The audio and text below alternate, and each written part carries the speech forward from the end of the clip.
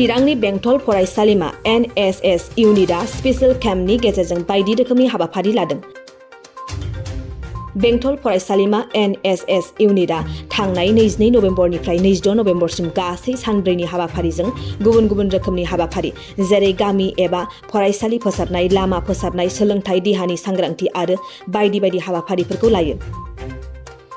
बे हाबाफारिनि दिनै नैथि सानाव बिक्रमपुर सुदेमपुरी गामिनि दुर्गापुर गुदि फरायसालिमाखौ सिखोन-साखोन खालामनायनि हाबाफारि लादों। बेंटल फरायसालिमानि गोरायुं डक्टर रन्जित कुमार नार्जारिया बुङो दि बेंटल फरायसालिमा NSS इउनिटनि गेजेरजों ओनसोलाव गोग्लैसोनानै थानाय फरायसालि आरो गामिफोरखौ NSSनि भलन्टियारफोरखौ लानानै हेफाजाब होनायनि थांखिजों बे हाबाफारिखौ लानाय जादों। बेंटल फरायसालिमा NSS इउनिटनि आफादगिरि लोगोसे फरायसालिमानिनो बिबुंगिरि डिस्क' मोसाहारिया फोरमायोदि बोसोरफ्रोमबो बेबायदि हाबाफारिखौ समाजनि हाबा मावनानै गावखौ जौगाहोनायनि थांखिजों मावनाय जादों।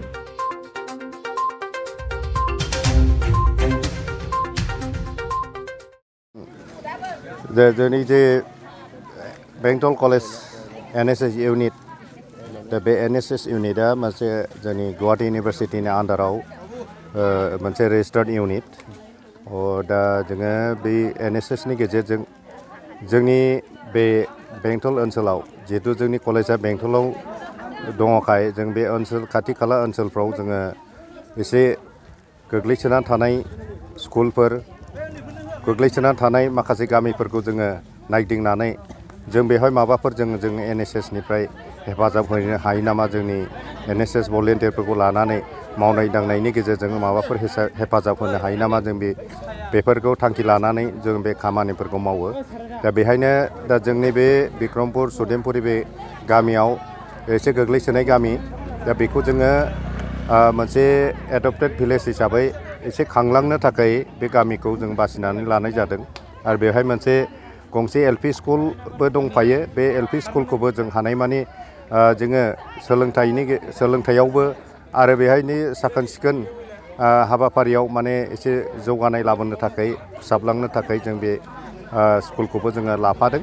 दा बेनिखायनो दा जोंनि मेइन गुबै थांखियानो जाबाय बेनो जे जोंनि बे गोग्लैसोनाय गामिखौ जों एसेब्लाबो मावनाय दांनायजों आरो एसे एनै जोङो गथ'फोरनि गेजेरजों जों बे उन्दै उन्दै गथ'फोरखौ सोलोंथाइ होनो एसे सम जों फोरोंफैनानै बे स्कुलाव थानाय गथ'फोरखौ एसे सोलोंथायाव दावगाहोनो थाखाय जोङो हास्थायदों। दा बेखायनो बे स्पेशल केम्पखौ लानाय जादों। बेहाय एक्टिभिटिस हिसाबै मा एक्टिभिटिस हिसाबै बेवहाय माने जोंनो बे जि सुदेमपुरी गामियाव बेवहाय मोनसे सार्भेबो लागोन जोङो। बेयाव माखासे स्कुलाव जे जोङो सिखोन साखोन हाबाफारिजों लोगोसे गामियावबो सिखोन साखोननि हाबाफारिखौ लादों। बेहाय दंफांफोर गायनाय जागोन, लामाफोर एसे जुदि गाज्रि दंबा बेहाय खोनानै एसे फोसाबनानै होनाय जागोन।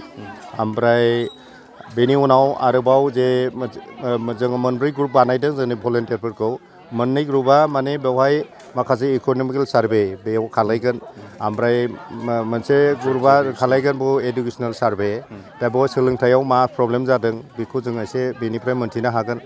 बेवहाय दा जौगानायाव माने रां रुफा बा जोंनि इक'नमिकेल कन्डिसन बे गामि लेभेलाव माबोरै सोलिना दं बेखौ जों मोन्थिनो हागोन। सार, नोंथांमोननि जिखिनि NSS इउनिटआथ' दिनै जों फ्राय जोङो 8 बोसोरसो जाबाय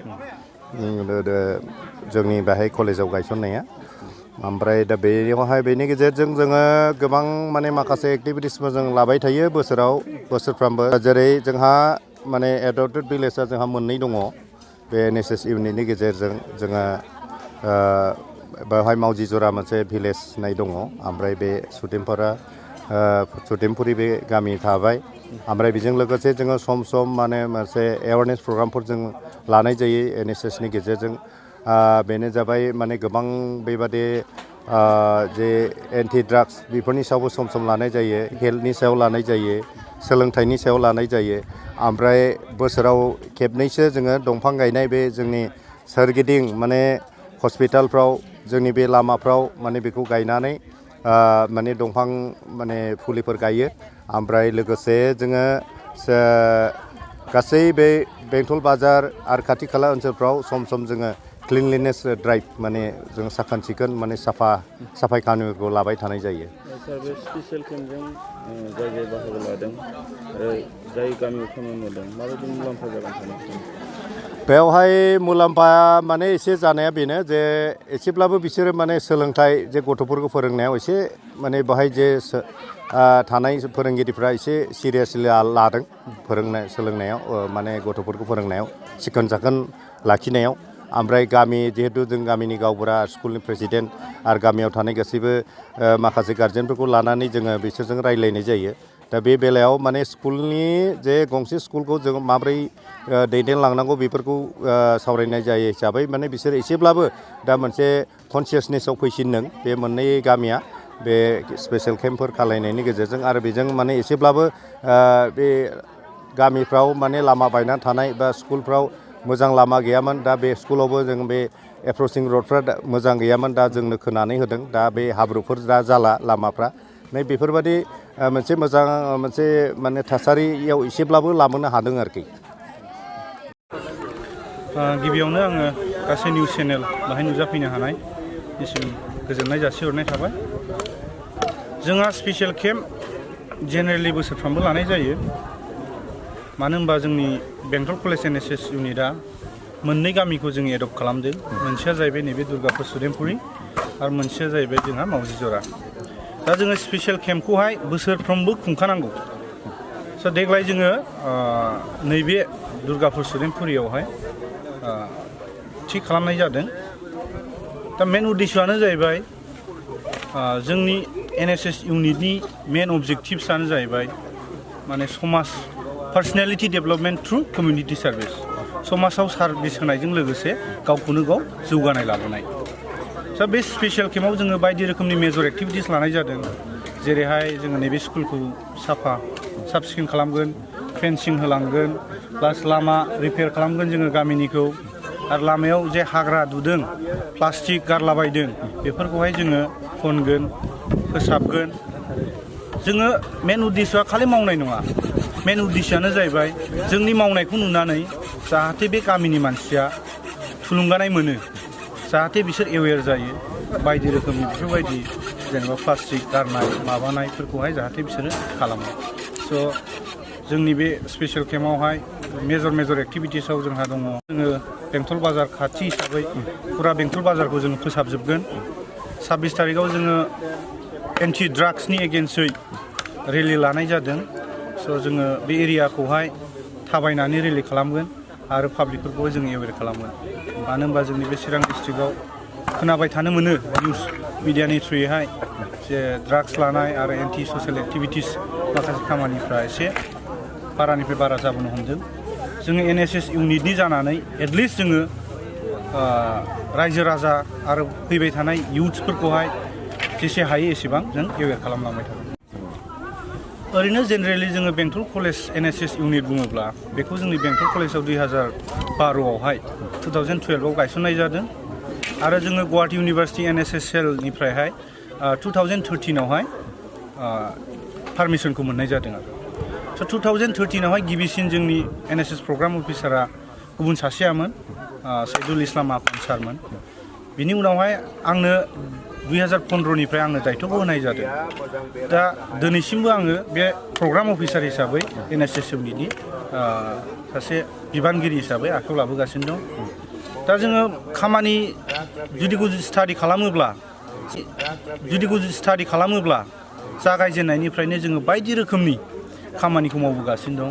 जेरै लामा बानायनाय, गामियाव एवेरनेस हैनाय, एखमबा फ्लाड जानायावहाय एसे डनेसन हैनाय, एबा उन्दै गथ'फोरनो बेबि फुड ना निउट्रिसननि थाखाय जोङो जगाय खालामनानै होयो। प्लास कलेजनि जोंनि केम्पासनि सिङावथ' बायदि रोखोमनि प्रग्राम क्लिनलिनेस एबा जिखुनु प्रग्राम कलेज रिलेटेड प्रग्रामावहाय जों NSS इउनिटनानो बाहागो लानांगौ जानानै फैखायो।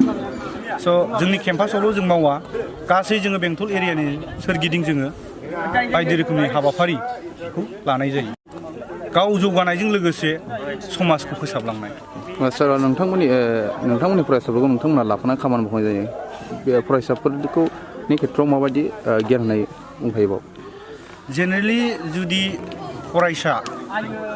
फरायसाफ्रा सोलोंथाइ लायो, गोदोनि कनसेप्टआ आलदामोन इडुकेसननि कनसेप्टआ गोदो आलदामोन स्पेसियेलि इडुकेसन होननानै बुङोबा मेन्टेल डेभेलपमेन्टखौहाय फकास खालामोमोन खिन्थु दानि जे सोलिबाय थानाय बोथोरावहाय बिनि कनसेप्टआ कमप्लिटलि डिफारेन्ट बेनो जाहैबाय मा सोलोंथाइ एबा इडुकेसन मिन्स अलराउन्ड डेभेलपमेन्ट दाहाय खालि मेन्टेल डेभेलपमेन्टखौल' जोङो प्रिपेयार खालामा social development economic development emotional development spiritual development स' गासै फारफ्रोमावबो जोङो मा डेभेलपमेन्टखौ नांगौ जानानै फैयो जायनि थाखाय जोङो नैबे NSSनि थ्रुयै स्पेसियेलि जोङो ससियेल डेभेलपमेन्टआथ' जाखायो प्लास जोङो इमसनेल स्ट्रंबो जायो बायदि रोखोमनि लिडारशिप क्वालिटि डेभेलप जानो हायो समाजाव मोजां गाज्रि बोरै सोलिदों बोरै सोलियाखै बेजों एडजास्ट जानो हायो स' बायदि रोखोमनि क्वालिटिसखौ जोङो NSSआव थानानै जौगाहोनो हायो